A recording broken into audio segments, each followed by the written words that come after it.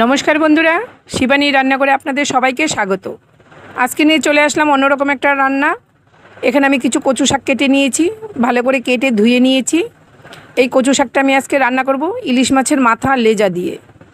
কচু শাকটা আমি একটা কড়াইতে বসিয়ে একটু সেদ্ধ করে নেব। কচু শাকটা কড়াইতে দিয়ে দিয়েছি, এবারে কিছুক্ষণ ঢেকে দেব।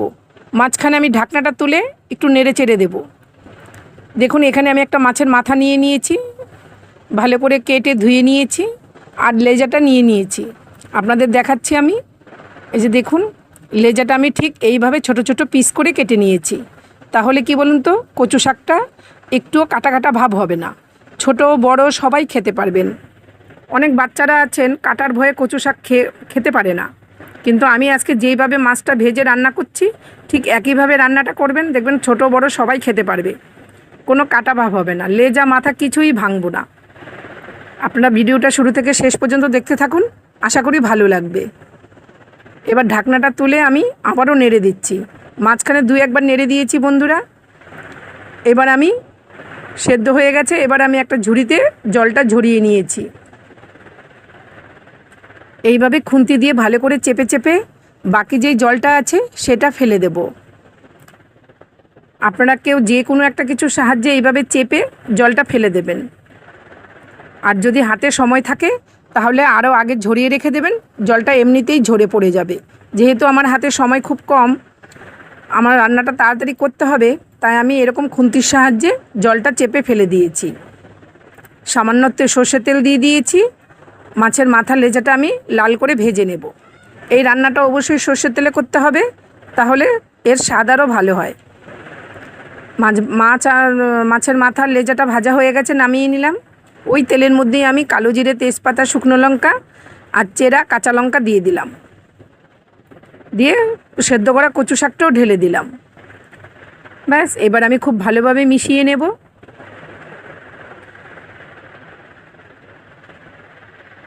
তারপরে দিয়ে দিচ্ছি পরিমাণ মতো হলুদ। হলুদটা দিয়ে আবারও লবণ দিয়ে দিলাম। হলুদ আর লবণ দিয়ে বেশ ভালোভাবে আমি এটা মিশিয়ে নেব। কচু শাকের যেই জলটুকু আছে সেটাও আমি নেড়ে চেড়ে পুরো একদম শুকনো করে নেব। যখনই কচু শাকটা শুকনো হয়ে যাবে আর জল থাকবে না, তখনই ভেজে রাখা মাছের মাথাটা এভাবে দিয়ে দিতে হবে। দিয়ে হালকা আলতো হাতে নাড়তে হবে, যাতে বেশি ভেঙে না যায়। সেজন্যেই কচু শাকটা আগে জলটা পুরো শুকিয়ে নিতে হবে। দেখুন, মাছের মাথাটা যে লম্বা হয়ে আছে সেটা জাস্ট আমি একটু খুন্তি দিয়ে ভেঙে দিয়েছি, আর কিছুই করব না। এবার আমি স্বাদ মতো চিনি দিয়ে দিলাম। কচু শাক একটু চিনি দিতেই হয়, তাহলে এর স্বাদ আরও দ্বিগুণ হয়ে যায়।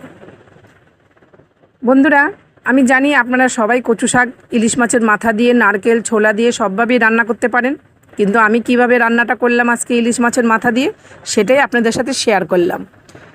যদি ভালো লেগে থাকে বন্ধুরা, প্লিজ লাইক, কমেন্ট, শেয়ার করে আমার পাশে থাকবেন। এবার আমি একটা পাত্রে নামিয়ে নিচ্ছি।